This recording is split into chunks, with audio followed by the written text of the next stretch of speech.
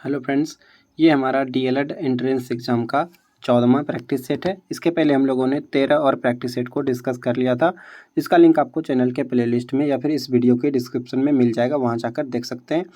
सारे वीडियो जो है एग्ज़ाम की दृष्टि से काफ़ी ज़्यादा इंपॉर्टेंट है। अगर आप डीएलएड में एडमिशन लेना चाहते हैं तो सारे वीडियो को अवश्य देखें, इससे आपको एग्ज़ाम में काफ़ी ज़्यादा लाभ मिलने वाला है। ऐसा ही प्रश्न पूछे जाते हैं। अभी हम लोग सारे प्रश्नों को डिस्कस करने वाले हैं। कैसे प्रश्न पूछे जाते हैं आपको ये पता लग जाएगा और यहाँ से आप लोग जो है तैयारी भी कर सकते हैं। शुरू में हमारा हिंदी का प्रश्न है, इसके बाद हमारा साइंस और जीके का प्रश्न भी आएगा, तो सभी को अच्छे से देखना है और आपको याद रखने का कोशिश करना है। सारे प्रश्न सिलेक्टेड प्रश्न है, एग्ज़ाम में भी इनके आने के चांसेस काफ़ी ज़्यादा है। शुरू करते हैं हमारा आज का पहला क्वेश्चन, जो कि हिंदी का प्रश्न है। हमारा पहला प्रश्न है, दिए गए वाक्यांश के लिए एक शब्द दीजिए। तीव्र बुद्धि वाला। तीव्र बुद्धि वाला के लिए एक ऐसा शब्द देना है, एक ही शब्द देना है, तीव्र बुद्धि वाला। तीव्र बुद्धि वाले को हम लोग क्या बोल सकते हैं? इसका आंसर होगा कुशाग्र बुद्धि। तीव्र बुद्धि वाले को कुशाग्र बुद्धि भी कहा जाता है। उसके बाद है, शाश्वत का विलोम शब्द क्या होगा? शाश्वत का विलोम क्या होगा ये बताना है। शाश्वत का विलोम वो अस्थाई होता है। शाश्वत मतलब जो अस्थाई होता है, चेंज नहीं हो सकता, उसी को शाश्वत कहते हैं और उसका विलोम वो अस्थाई हो जाएगा। ये आपको याद रखना है। रिक्त स्थानों को भरने के लिए उपयुक्त शब्द का चयन करें। मैं पौधे डैश रहा हूँ, क्या होगा यहाँ पे? आपको भी साथ में कमेंट बॉक्स में आंसर करते जाना है और मुझे बताना है कि आपने कितना सही किया है। इससे आपको ये पता चल जाएगा कि आपका तैयारी कितना है। इसका क्या आंसर होगा? मैं पौधे डैश लगा रहा हूँ। क्या होगा? मैं पौधे डैश रहा हूँ। यहाँ पे क्या होगा?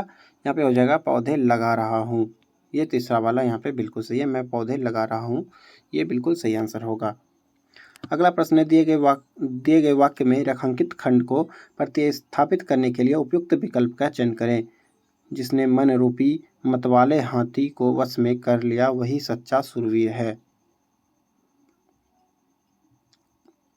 मतवाले के स्थान पे यहाँ पे क्या हो सकता है ये पूछा जा रहा है। मतवाले के स्थान पे क्या हो सकता है?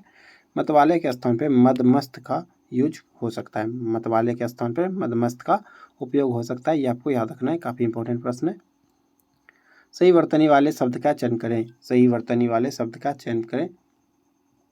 ऐसे प्रश्न जो है पिछले बार भी एग्जाम में पूछे गए थे, सभी को आपको अच्छे से देखना है। सही वर्तनी वाले शब्द का चयन करना है। यहाँ पे कौन सा सही है, किसमें मिस्टेक नहीं है थोड़ा भी। दिवस, दिवस कौन सा सही है? ये चौथा वाला दिवस बिल्कुल सही है, दिवस। इसको ध्यान से देख लें। दिए गए शब्द का विलोम चुनें। शोक, शोक मतलब क्या होता है? शोक मतलब दुख वगैरह होता है, तो इसका विलोम क्या होगा? शोक का अर्थ दुख होता है, तो इसका विलोम हो जाएगा खुशी। खुशी या फिर इसको हर्ष भी बोल सकते हैं, हर्ष उल्लास, ये इसका विलोम होगा। अगला प्रश्न है कि दिए गए शब्द के पर्यायवाची शब्द का चयन करें। क्षति, क्षति का पर्यायवाची क्या होता है? क्षति, क्षति मतलब जानते होंगे आप लोग, नुकसान या फिर हानि बोल सकते हैं, ये क्षति का ही पर्यायवाची होता है। ये तीसरा वाला बिल्कुल सही है। दिए गए वाक्यांश के लिए एक शब्द दीजिए जिसके समान कोई दूसरा ना हो। जिसके समान कोई दूसरा ना हो उसको क्या बोल सकते हैं? उसको बोलेंगे अद्वितीय। अद्वितीय, ये बिल्कुल सही होगा। अगला प्रश्न है, रिक्त स्थानों को भरने के लिए उपयुक्त शब्द का चयन करें। यहाँ पे फिल करना है। यहाँ पे क्या फिल होगा? तुमने मेहनत नहीं की इसीलिए डैश हुए। तुमने मेहनत नहीं की इसीलिए डैश हुए पागल। ये तो नहीं होगा, पागल तो नहीं हो सकता कोई भी मेहनत नहीं करने से। क्या होगा यहाँ पे? यहाँ पे असफल हो जाएगा। अगर आप मेहनत नहीं करेंगे तो आप भी असफल हो सकते हैं। यहाँ पे असफल, ये बिल्कुल सही है। मेहनत आदमी को नहीं छोड़ना चाहिए। अगला प्रश्न है, दिए गए शब्द के पर्यायवाची शब्द का चयन करें। दिए गए शब्द के पर्यायवाची शब्द का चयन करें। आभूषण, आभूषण को गहना भी बोलते हैं। आभूषण का पर्यायवाची क्या होगा? इसका सही आंसर होगा अलंकार। आभूषण को अलंकार भी कहा जाता है, ये आपको याद रखना है। अगला प्रश्न है, रिक्त स्थानों को भरने के लिए उपयुक्त शब्द का चयन करें। रिक्त स्थानों को भरने के लिए उपयुक्त शब्द का चयन करें। एग्जाम जो है काफ़ी ज़्यादा नज़दीक है, तो आपको मन लगाकर तैयारी करना है और सारे प्रश्नों को लास्ट तक अवश्य देखना है। इसमें हम लोग सभी विषय के प्रश्नों को देखने वाले हैं। कृपया कूड़ेदान डैश का प्रयोग करें। कूड़ेदान का प्रयोग होगा यहाँ पे, कूड़ेदान का प्रयोग, ये बिल्कुल सही होगा। विलोम चुनना है यहाँ पे बहुज्ञ। बहुज्ञ का विलोम क्या होगा? बहुज्ञ का विलोम क्या होगा? भोग्य जो कि बहुत अधिक जानता है उसको भोग्य बोला जाता है, और जो कम जानता है उसको अल्पज्ञ कहा जाता है। ये तीसरा सही होगा। यहाँ पे बाल बाल बचना, बाल बाल बचना, इस मुहावरे का अर्थ बताना। यहाँ पे बाल बाल बचना का क्या अर्थ होता है? बाल बाल बचना का अर्थ होता है किसी संकट या कठिनाई से बचना। ये बिल्कुल सही होगा। अगला प्रश्न है रिक्त स्थानों को पूर्ति करना। यहाँ पे बसंत ऋतुओं का डैश है। बसंत ऋतुओं को क्या है? बसंत को ऋतुओं का राजा कहा जाता है, ये आपको याद रखना है। रिक्त स्थान यहाँ पे फिल करना है। मेरे जीवन का लक्ष्य बहुत क्या है? यहाँ पे क्या होगा? मेरे जीवन का लक्ष्य बहुत ऊंचा है। यहाँ पे ऊंचा होगा। लक्ष्य किसी का खराब तो नहीं होता है, चौड़ा भी नहीं होता है। निम्नलिखित वाक्यों में से कौन सा वाक्य शुद्ध का है? वाक्य जो है शुद्ध है। इनमें एक ही वाक्य है जो कि शुद्ध और सही लिखा गया है। इसमें चूज करना है कि कौन सा सही है, कौन सा सही है, ये आपको देखना है। मृत्यु के पहले मेरी माँ ने मुझे बुलाया। ये बिल्कुल सही है, पहला वाला इसमें बिल्कुल सही है, बाकी ये सभी इसमें गलत दिया गया है। लोहे का चना चबाना, इस मुहावरे का क्या? लोहे का चना चबाना, इस मुहावरे का क्या अर्थ होता है? इसका अर्थ होता है संघर्ष करना। लोहे का चना चबाना मतलब संघर्ष करना। निम्नलिखित में से कौन सा शब्द सही नहीं है? कौन सा शब्द सही नहीं है? उज्ज्वल, मयंक, दवाइयाँ, कौन सा सही नहीं है? उज्ज्वल, ये तो बिल्कुल गलत है। इसमें डबल जो होता है ऐसे करके, ये इसमें जो है दवाइयाँ, ये वाला भी गलत है। दवाइयाँ ऐसे नहीं होता है, ये इसमें उपयुक्त सभी हो जाएगा। इसमें सारा गलत लिखा गया है। निम्नलिखित में से कौन सा शब्द कमल का पर्यायवाची है? कमल का पर्यायवाची आपको पता होगा। नलिन, सरोज, ये सभी होता है। पंकज होता है, और कौन सा होता है? इसका आंसर होगा अरविंद। अरविंद भी क्या है? कमल का पर्यायवाची है। अगले प्रश्न पे आते हैं हम लोग। संधि शब्द का संधि विग्रह निम्न में से कौन सा है? संधि को अगर संधि विग्रह करेंगे तो क्या होगा? संधि विच्छेद करना है यहाँ पे। सही आंसर होगा समजोड़ धी। ध्यान रखना है, छोटी धी का मात्रा होगा यहाँ पे, समजोड़ धी। व्यतिक्रम शब्द का पर्याय है। व्यतिक्रम का क्या अर्थ होता है ये पूछा जा रहा है। इसका क्या अर्थ होता है? इसका अर्थ होता है उल्लंघन। व्यतिक्रम को उल्लंघन भी बोला जा सकता है। निम्नलिखित शब्द में समास है। निम्नलिखित किस शब्द में समास है? कौन सा शब्द है जिसमें कि समास है? राज्याध्यक्ष, यथाशक्ति, राजा, रानी, कौन सा समास है? इसमें तो द्वंद्व समास है। राजा का अध्यक्ष इसमें भी है, यानी कि इसमें सभी में से कुछ न कोई समास दिया है। किसी में द्वंद्व समास है, किसी में बहुब्रीहि है, इसमें कर्मधारय समास दिया गया है। ये सभी आपको ध्यान रखना है। समास से कुछ क्वेश्चन पूछा जाता है, तो समास को आपको अच्छे से देख लेना है। समास के लिए मैंने एक अलग से वीडियोज़ भी बना रखा है हिंदी का एक, उसमें आप लोग देख सकते हैं। नदी शब्द का पुल्लिंग रूप है। नदी शब्द का पुल्लिंग क्या होता है? नदी का पुल्लिंग क्या होता है? सी आंसर होगा नद। नदी का पुल्लिंग नद होता है। अहीर शब्द का स्त्रीलिंग, अहीर का स्त्रीलिंग क्या होता है? अहीर का स्त्रीलिंग होता है अहीरिन। अहीर का स्त्रीलिंग होता है। कर शब्द में कौन सा अर्थ नहीं? कर शब्द का कौन सा अर्थ नहीं? कर जो है ये इसके कई सारे अर्थ होते हैं, कौन सा इसका अर्थ नहीं है ये चूज करना है। पानी, कर को पानी भी बोला सकता है। कर को हस्त भी बोलते हैं और हाथ भी बोलते हैं। बर्फ नहीं बोलते हैं, कर को बर्फ नहीं बोलते हैं, ये सही होगा। यानी कि ये पहला वाला इसमें सही आंसर होगा। आर्द्र शब्द का विलोम क्या होगा? आर्द्र मतलब क्या होता है? जिसमें थोड़ा नमी होता है उसको आर्द्र बोलते हैं। कौन सा सही होगा? सही आंसर होगा शुष्क। आर्द्र का विलोम शुष्क हो जाएगा। इसमें नमी का मात्रा बिल्कुल 0 होता है। तामसिक शब्द का विपरार्थक होगा। तामसिक शब्द का विपरार्थक कौन सा होगा? तामसिक का विपरार्थक कौन सा होगा? सात्विक। तामसिक का विपरार्थक क्या होगा? सात्विक होगा। तामसिक का विपरार्थक क्या होगा? सात्विक होगा। ये आपको याद रखना है। वह गंदगी से घृणा करता है। वह गंदगी से घृणा करता है में से कौन सा कारक है? से यहाँ पे कौन सा कारक है ये बताना है। से यहाँ पे लिखा गया है, ये से कौन सा कारण होता है? कर्ता ने कर्म को करण से कौन सा होगा यहाँ पे? ये आपको बताना है। संप्रदान में पर अधिकरण, ये आपको बताना है। सही आंसर होगा अपादान से। अपादान से बिल्कुल सही आंसर होगा। सोहन मकान के भीतर है में कौन सा कारक प्रसर्ग है? सोहन मकान के भीतर है, इसमें कौन सा कारक प्रसर्ग है ये बताना है। इसका क्या आंसर होगा? इसका आंसर होगा अधिकरण। मुझसे पत्र नहीं लिखा जाता में कौन सा वाच्य है? मुझसे पत्र नहीं लिखा जाता, इसमें कौन सा वाच्य? इसमें है कर्मवाच्य। मुझसे पत्र नहीं लिखा जाता, इसमें कर्मवाच्य, ये आपको ध्यान रखना है। जिसका कर्म प्रधान होता है उसको कर्मवाच्य कहा जाता है। इसके बाद मैथ्स के हैं, लेकिन मैथ्स के अभी हम लोग नहीं देखने वाले हैं। हम लोग अभी फिलहाल जीके जीएस को देख लेते हैं पहले। यहाँ से साइंस का प्रश्न है, इसको देखते हैं। पहला क्वेश्चन है, क्रिप्टन 86 और रुबिनियम 87 को क्या कहते हैं? इसको क्या बोला जाता है? आपको भी कमेंट बॉक्स में आंसर करना ही है और बताना है कि आपने कितना सही किया है। ऐसा ज़रूर करना है आपको, इससे आपको याद होगा बहुत सारा क्वेश्चन। इसका क्या आंसर होगा? इसका आंसर होगा न्यूट्रॉनिक। इसमें न्यूट्रॉन की संख्या समान है, इसलिए एक जो है ये न्यूट्रॉनिक है। अगर हम 87 में 37 घटाएंगे तो कितना आएगा? 87 में 37 घटाएंगे 50 होगा, ये न्यूट्रॉन निकल जाएगा। यहाँ भी 50 निकल जाएगा, यानी कि इसमें न्यूट्रॉनों की संख्या समान है, इसलिए यहाँ पे न्यूट्रॉन सम न्यूट्रॉनिक हो जाएगा ये।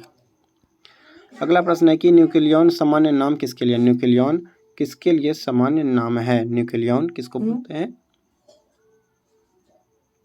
न्यूक्लियॉन न्यूक्लियॉन किसको बोला जाता है? इसका आंसर होगा प्रोटॉन और न्यूट्रॉन को। न्यूक्लियॉन प्रोटॉन और न्यूट्रॉन को बोला जाता है। बीटा कण किस प्रकार का आवेश वहन करते हैं? बीटा कण किस प्रकार का आवेश वहन करते हैं? इसका सही आंसर होगा ऋणात्मक। बीटा कण में ऋणात्मक आवेश होता है। इलेक्ट्रॉन का द्रव्यमान कितना होता है? इलेक्ट्रॉन का द्रव्यमान कितना होता है ये बताना। इलेक्ट्रॉन का द्रव्यमान कितना केजी होता है? सही आंसर होगा 9.1 इंटू 10⁻⁻28 kg। ये आपको याद रखना है, काफ़ी इंपॉर्टेंट प्रश्न है, बार बार पूछा जाता है। 9.1 इंटू 10⁻⁻28 ग्राम। अगला प्रश्न है, सजावटी पौधा इसमें से कौन सा है जो कि सजावटी पौधा है? सजावटी पौधा यानी कि जिससे डेकोरेशन वगैरह किया जाता है, कौन सा है? सही आंसर होगा कैक्टस। कैक्टस आप लोग देखे होंगे, एक पत्ती होता है, इसमें बहुत सारा पत्ती होता है, इससे सजाने के काम में आता है। ये कैक्टस सजाने के काम आता है। साल, इससे कुछ फर्नीचर वगैरह बनता है, काफ़ी महंगा होता है साल का वृक्ष। जूट से रेशा निकलता है। तुलसी आप देखे होंगे, पूजा भी किया जाता है इसका। औषधीय पौधा, इनमें से कौन सा पौधा एक औषधीय पौधा है, जिससे कि औषधि दवाई की तरह इसका यूज किया जाता है? सही आंसर होगा नीम। नीम एक औषधीय पौधा है। अगर यहाँ पे तुलसी दिया होता, तुलसी, तो ये भी एक औषधीय पौधा होता है, लेकिन यहाँ पे तुलसी नहीं है, तो यहाँ पे नीम बिल्कुल सही आंसर होगा। नीम और तुलसी ये सभी क्या है? ये सभी औषधीय पौधा होता है। खाद्य उत्पादक पौधे हैं, कौन सा खाद्य उत्पादक पौधा है? कौन सा खाद्य उत्पादक पौधा है? सही आंसर होगा मकई। मकई आप लोग देखे होंगे। कौन जो बोला जाता है, कौन। कोशिका में राइबोसोम का क्या कार्य होता है? कोशिका में राइबोसोम का क्या कार्य होता है ये बताना है। कोशिका में राइबोसोम का क्या कार्य होता है? क्या होगा आंसर? सही आंसर होगा प्रोटीन संश्लेषण में सहायता करना। राइबोसोम प्रोटीन संश्लेषण में सहायता करता है, ये आपको याद रखना है। कोशिका में सूत्र कणिका का क्या कार्य है? कोशिका में सूत्र कणिका का क्या कार्य है ये बताना है। कोशिका में सूत्र कणिका का क्या कार्य है? सही आंसर होगा ऊर्जा पैदा करना। ऊर्जा पैदा करना सूत्र कणिका का मुख्य कार्य होता है। निषेचन की क्रिया कहाँ पर होती है? निषेचन की क्रिया कहाँ पे होती है? जहाँ पे अंडाणु और शुक्राणु मिलते हैं वहाँ पे होता है, यानी कि कहाँ पे होता है ये जगह पूछा जा रहा है यहाँ पे। सही आंसर होगा अंडवाहिनी में। निषेचन की क्रिया अंडवाहिनी में संपन्न होती है। मनुष्यों में मेरुदंड में कितनी जोड़ी तंत्रिका निकलती है?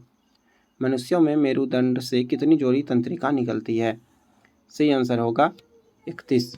मनुष्यों के मेरुदंड से 31 जोड़ी तंत्रिका निकलती हैं, ये आपको याद रखना है, काफ़ी इंपॉर्टेंट प्रश्न है। तंत्रिका तंत्र की रचनात्मक तथा क्रियात्मक इकाई क्या है? तंत्रिका तंत्र की रचनात्मक तथा क्रियात्मक इकाई क्या है? तंत्रिका तंत्र की रचनात्मक और क्रियात्मक इकाई क्या है? सही आंसर होगा न्यूरॉन। न्यूरॉन इसका इकाई होता है, ये आपको याद रखना है।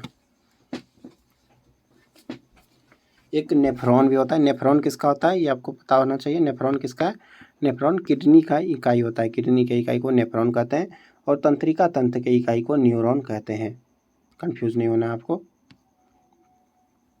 क्वेश्चन नंबर 73, प्रतिवर्ती क्रिया का संचालन केंद्र कहाँ है? प्रतिवर्ती क्रिया का संचालन केंद्र कहाँ है? सही आंसर होगा मेरुदंड। प्रतिवर्ती क्रिया का संचालन केंद्र मेरुदंड है, ये आपको याद रखना। निम्नलिखित में से किसका वानस्पतिक उत्पादन उसके तने से होता है? निम्नलिखित में से किसका वानस्पतिक उत्पादन उसके तने से होता है?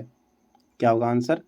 इसका सही आंसर होगा आलू। निम्नलिखित में से किसका वानस्पतिक उत्पादन उसके तने से होता है? सही आंसर होगा आलू। आलू एक तना है, ये आपको याद रखना है।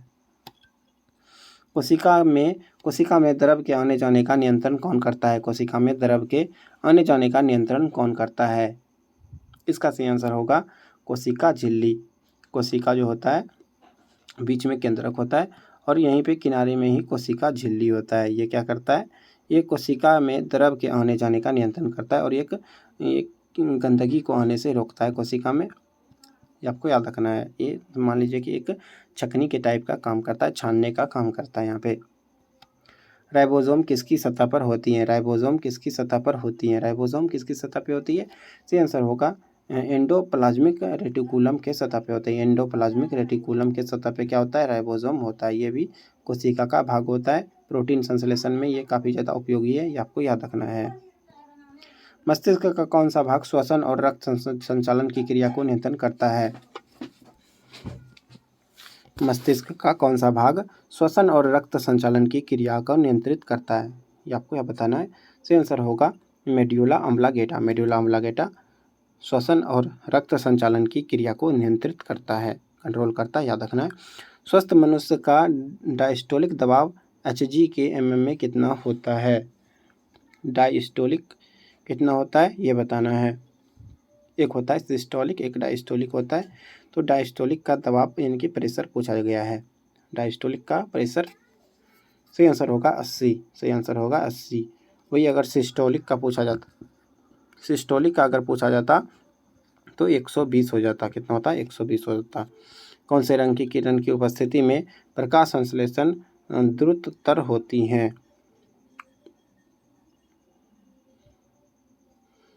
कौन से रंग की किरण की उपस्थिति में प्रकाश संश्लेषण की क्रिया द्रुततर होती है, यानी कि आसानी से होती है? सही आंसर होगा नीले। नीले प्रकाश में सबसे ज़्यादा होता है। कौन सी उपकरण विद्युत ऊर्जा को यांत्रिक ऊर्जा में बदलता है? विद्युत ऊर्जा को यांत्रिक ऊर्जा में बदलता है। आप लोग देखे होंगे विद्युत मोटर को। विद्युत मोटर क्या करता है? विद्युत मोटर क्या करता है? तो विद्युत ऊर्जा को यांत्रिक ऊर्जा में बदलता है। जैसे कि आप लोग पानी चलाने वाले पंप को भी देखा होगा, उसमें भी विद्युत मोटर यूज होता है, जो कि विद्युत ऊर्जा को यांत्रिक में बदलता है और पानी को एक जगह से दूसरी जगह ले जाने में वो हेल्प करता है। देखेंगे आप लोग। और भी कई तरह के मैकेनिकल जो वस्तुएं हैं उसमें यूज होता है मोटर का, मशीन वगैरह में। अगला प्रश्न है यहाँ पे जीके का। जीके आपको अच्छे से देखना है, काफ़ी ज़्यादा इसमें इंपॉर्टेंट जीके के प्रश्न दिए गए हैं और काफ़ी अच्छे और इजी भी प्रश्न दिए गए। सभी का आंसर आपको कमेंट बॉक्स में करना ही है। इनमें से निम्नलिखित में से कौन सी चोटी संसार की दूसरी सबसे ऊंची चोटी है? संसार की दूसरी सबसे ऊंची चोटी है K2। भारत की सबसे ऊंची चोटी K2 है, लेकिन संसार की दूसरी सबसे ऊंची चोटी है K2। ये आपको याद रखना है। निम्नलिखित में से कौन सी नदी दक्षिण से उत्तर की ओर बहती हैं? दक्षिण से उत्तर की ओर बहती हैं, ये आपको बताना है। दक्षिण से उत्तर की ओर बहने वाली नदी कौन सी है? सही आंसर होगा लीना नदी। लीना नदी ये दक्षिण से उत्तर की ओर बहती है, याद रखना आपको। और ये बाद में गंगा नदी में मिल जाती है। निम्न में से कौन सी विश्व की सबसे गहरी झील है? निम्न में से कौन सी विश्व की सबसे गहरी झील है? विश्व की सबसे गहरी झील है बैकाल झील। विश्व की सबसे गहरी झील बैकाल झील है, आपको याद रखना है। निम्नलिखित में से कौन सी नदी में सबसे अधिक पानी बहता है? सबसे अधिक पानी बहाव की दृष्टि से कौन सा नदी पहले स्थान पर है? सबसे अधिक यानी कि उसमें पानी होता है जमा। इसका आंसर क्या होगा? इसका आंसर होगा अमेजन। अमेजन बिल्कुल सही आंसर होगा। किलिमंजारो ज्वालामुखी किस महादेश में स्थित है? किलिमंजारो, माउंट किलिमंजारो ये किस देश में, ये पूछा जा रहा है। माउंट किलिमंजारो कहाँ पे है? ऑप्शन देख लेते हैं। इसका सही आंसर होगा अफ्रीका में। माउंट किलिमंजारो अफ्रीका में, याद रखना आपको। माउंट एल्ब्रुस भी अफ्रीका में है। निम्नलिखित में से कौन सा विकल्प ऐतिहासिक कालानुक्रम से ठीक है? ऐतिहासिक कालानुक्रम से ठीक है, यानी कि पहले किसका शासन था, उसके बाद किसका था। बाहु, एक आपने सुना होगा ट्रिक, बाहु अज साओ, ये मुगल का याद रखने का ट्रिक है। बाहु अज साओ, यानी कि सबसे पहले बाबर आया, हुमायूं, औरंगजेब, उसके बाद जहांगीर, उसके बाद शाहजहां, उसके बाद कौन आया था? औरंगजेब आया था लास्ट में। तो इसमें क्या होगा सही? बाबर तो है नहीं, हुमायूं, अकबर और जहांगीर, शाहजहां, ये तीसरा वाला बिल्कुल सही है। तीसरा वाला बिल्कुल सही है। सूर्य मंदिर कहाँ स्थित है? सूर्य मंदिर कहाँ है? आपको पता होगा, कोणार्क का सूर्य मंदिर फेमस है काफ़ी ज़्यादा। अकबर का मकबरा कहाँ है? अकबर का मकबरा कहाँ पर है? अकबर का मकबरा सिकंदरा में। अकबर का मकबरा सिकंदरा में है। इंपॉर्टेंट प्रश्न है, ये सभी आपको याद रखना है। ये सभी एग्जाम में दोबारा आने के चांसेस काफ़ी ज़्यादा है। कुछ ना कुछ क्वेश्चन तो अवश्य आ जाएगा। अगला प्रश्न देखिए, गोलकुंडा किस राज्य में स्थित है? गोलकुंडा किस राज्य में स्थित है, ये बताना है। गोलकुंडा कौन सा होगा? गोलकुंडा देखे होंगे आप लोग, ये काफ़ी ज़्यादा फेमस है, अभी हाल ही में चर्चा में भी रहा था गोलकुंडा। ये कहाँ पे है? इसका आंसर होगा आंध्र प्रदेश। गोलकुंडा कहाँ पे है? आंध्र प्रदेश में। निम्न में से किसने अपनी राजधानी दिल्ली से दक्षिण भारत में बदली थी? दिल्ली से दक्षिण भारत में अपनी राजधानी किसने बदली थी? दिल्ली से दक्षिण भारत में किसने बदली थी? मोहम्मद बिन तुगलक। सही आंसर मोहम्मद बिन तुगलक होगा। इसको MBT बोलते हैं शॉर्ट में।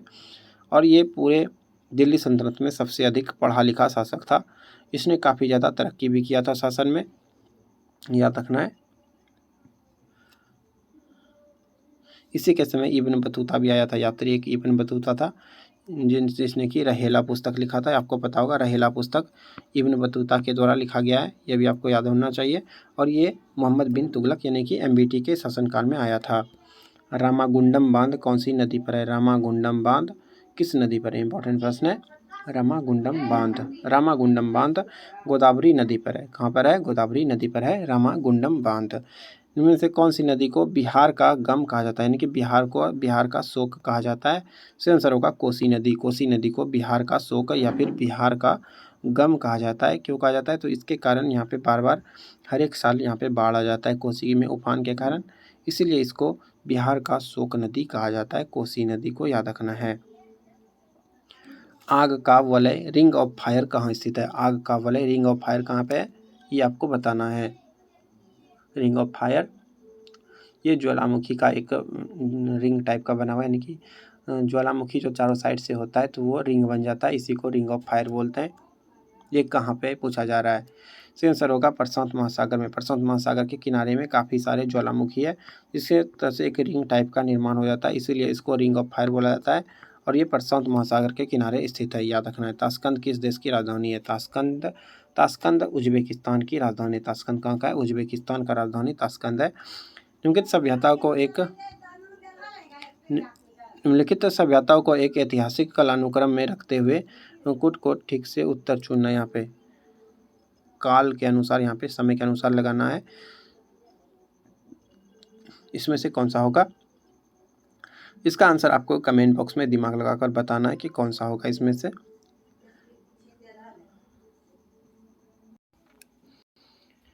अगला प्रश्न है, मार्को पोलो किस देश का वासी था? मार्को पोलो कहाँ का था, ये बताना है। मार्को पोलो इटली का था, ये आपको याद रखना है। मार्को पोलो कहाँ का था? मार्को पोलो इटली का वासी था, याद रखना है। निम्न में से एक ऐतिहासिक कालक्रम में रखते हुए कोटों का सही उत्तर का चयन करना है। यहाँ पे क्योंकि यहाँ पे भी क्रम से लगाना है आपको।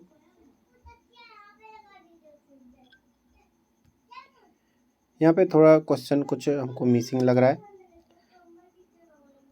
तो अगला क्वेश्चन देख लेते हैं। पैथागोरस थे। पैथागोरस कौन थे, ये आपको बताना है। पैथागोरस नाम सुने होंगे आप लोग। पैथागोरस कौन थे? इसका सही आंसर होगा पैथागोरस एक यूनानी थे, एक मैथमेटिक्स यानी कि मैथ के ये काफ़ी ज़्यादा यानी कि मैथ से संबंधित है। पैथागोरस सुने होंगे आप लोग। पैथागोरस थ्योरम भी।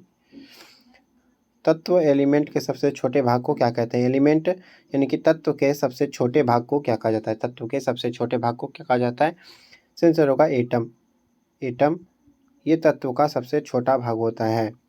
कई सारे तत्व मिलकर क्या बनते हैं? अणु का निर्माण करते हैं, एटम। उसके बाद परमाणु से अणु बनते हैं। एटम मतलब परमाणु होता है, एटम मतलब परमाणु होता है, और कई सारे परमाणु मिलकर अणु का निर्माण करते हैं, आपको याद रखना है। अगला प्रश्न, निम्न में से किस व्यक्ति ने पूरी पृथ्वी का चक्कर लगाया था? किस व्यक्ति ने पूरी पृथ्वी का चक्कर लगाया था? इसका क्या आंसर होगा? इसका आंसर होगा मैगेलन। मैगेलन एक ऐसे व्यक्ति थे जिसने कि सबसे पहली बार पूरी पृथ्वी का चक्कर लगाया था। इसके बाद इंग्लिश के प्रश्न है। इंग्लिश के प्रश्न ज़्यादा हार्ड नहीं पूछा जाता है, इसमें एवरेज मीडियम क्वेश्चन पूछा जाता है और हल्का क्वेश्चन ही पूछा जाता है। यहाँ पे पहले आपको कंप्रीहेंशन पूछा जाएगा, इसको पढ़ के आपको अच्छे से आंसर देना होता है। 101 से 105 तक आपको वही पढ़कर आंसर देना है। उसके बाद यहाँ पे क्या दिया गया है, यहाँ पे आप इसको पढ़ के जो है सेंटेंस को यहाँ पे करेक्ट ऑर्डर में लगाना है, यानी कि सही ऑर्डर में लगाना है कि पहले क्या आएगा बाद में क्या आएगा, ये यहाँ पे लगाना है। ये आपको बताना है कि क्या होगा सही पहले। To push for public expenditure at a time when private investment sentiment is weak, क्या होगा सही? ये सही है, पहले पी होगा उसके बाद it is common to push for public expenditure, ये होगा पहले, उसके बाद क्यू आएगा, उसके बाद क्यू आर होगा, यानी कि पहले पी उसके बाद क्यू उसके बाद आर, ये दूसरा ऑप्शन बिल्कुल सही है। Select the synonym of digress का साइनो क्या होता है? डिग्रेस का साइनो, इसका साइनो होता है मीनांडर। ये आपको देख लेना है। वीडियो काफ़ी ज़्यादा लंबा हो चुका है, तो अभी हम लोग इंग्लिश को ज़्यादा डिस्कस नहीं करने वाले हैं। इंग्लिश आप लोग अपने से खुद से ग्रामर देख लेना है आपको इंग्लिश का। अगर आपको पीडीएफ चाहिए इसका तो आप टेलीग्राम चैनल ज्वाइन कर सकते हैं। टेलीग्राम चैनल का लिंक आपको चैनल में वहाँ पे टाइटल में मिल जाएगा, आपको वहाँ से जाकर चैनल के डिस्क्रिप्शन में मिल जाएगा इसका लिंक, आप लोग ज्वाइन कर लीजिएगा टेलीग्राम, वहाँ पे आपको फ्री में पीडीएफ मिल जाएगा। धन्यवाद, मिलते हैं अगले प्रैक्टिस सेट में। आपका दिन शुभ हो।